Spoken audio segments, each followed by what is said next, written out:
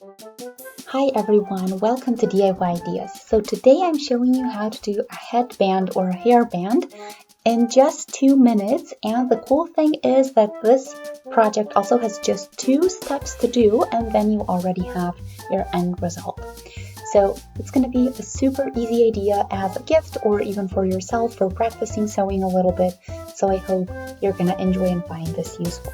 So yeah, you're not going to need many things for this project, just some stretchy fabric and of course your sewing machine and the equipment with it. So yeah, looks great, let's get started.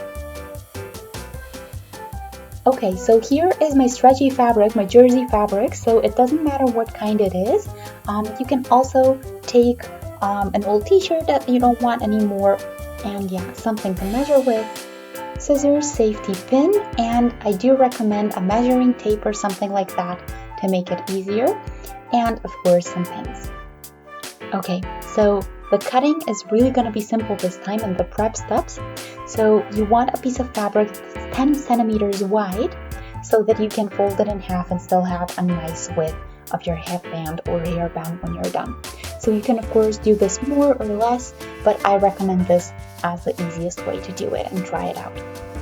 So yeah, you see here we do have a lot of room to work with, so the result is going to be great in the end. The length is going to be your head circumference, so that's where your measuring tape is going to come into play, and you're just going to measure the widest part of your head, and that's basically all you need. So I have the 10 centimeters, that's my width here, so the smaller side, and your head circumference, and that's pretty much it. So you're going to need 2 pieces like this, and they're exactly the same, so they're going to form this loop or the headband in the end, and that's basically all that you're going to need as far as fabric goes.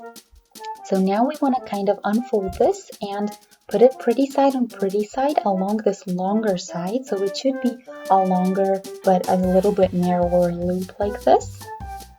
So you can of course pin this to keep it all in place. You can take clothespins if you prefer that. There are many different options what you can do. Just make sure you keep it in place. You can even iron over it, and then all you're gonna need is a regular sewing machine that you probably already have at home. And then you're just gonna need a jersey needle so that it works with the fabric.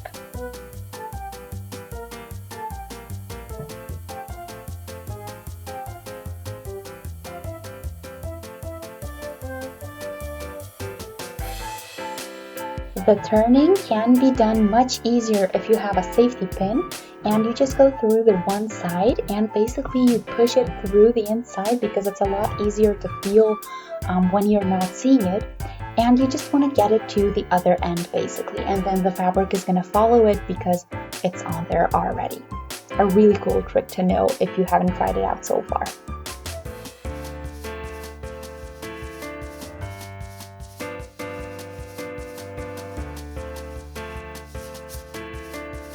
Okay, so now what you want to do is kind of make the stitch stay in the middle, and yeah, that way we're going to hide it in the end.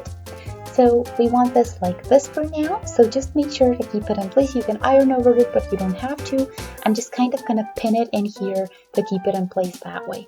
And then the second one, we want the exact same way, but we want it kind of perpendicular to the first one.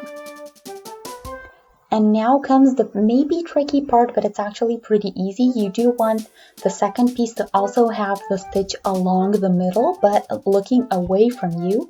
And you basically just want to align these kind of. I'm going to pull out the pin because I don't think it's helping me at the moment. But yeah, you basically just want to kind of form the band shape. There we go. Pretty easy, and that's how we get the pretty middle knot look or loop look. So that's all we want. And now all we need to do to finish this project is basically get to the 2 ends and kind of connect them so they look the same way as this front section. So just make sure that your stitches are still in the middle of the back section so that we hide them really well. And then the other ends, the open ends, is what we're going to do next. So let me grab those really quick. So now what you want to do is just take the 2 ends from one piece of fabric and basically stitch them over like this. So just put them one next to the other and then stitch over that, and you do the same with the other piece, of course, so with the other piece of fabric that you have already in the loop shape, in the tunnel shape. And yeah, that's basically all we're gonna do, and that's gonna be the last step of our project, so the second and last step. So let's just do these two. I'm trying to find the ones that are matching. So we do want the one piece of fabric being connected to its end, basically, so the beginning and the end.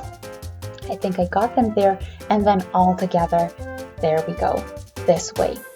So just one stitch over there, and when you do that stitch, you're basically already done. So it might be a bit tricky because you have a lot of layers of fabric, but just take your time, be patient, don't rush it, and you'll be just fine. It's not a difficult one, although it might seem a little bit challenging. I'll show you again how I'm doing it as well.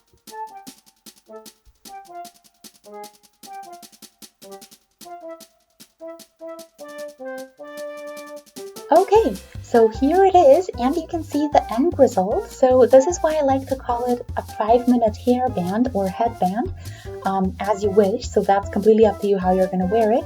So it has just the 2 steps, which is basically do the 2 loops, and then when you have those, kind of put them in place and basically just do the back stitch to connect the open ends. And that's all there is to it. And you can do this with almost any kind of stretchy fabric, and it's really great in the end.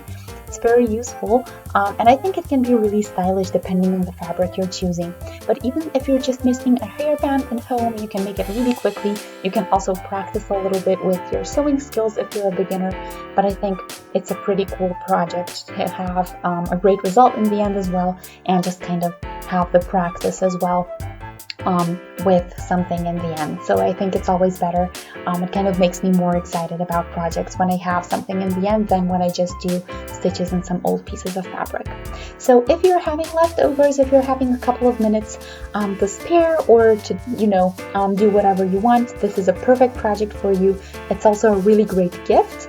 And depending on the fabric you choose, you can make this for your mom or for your grandma or for your friend, for pretty much anyone. So I hope you guys enjoy the project. Let me know what you think. You can shoot us a thumbs up and subscribe, and I'll see you in our next video. Have a great day. Bye!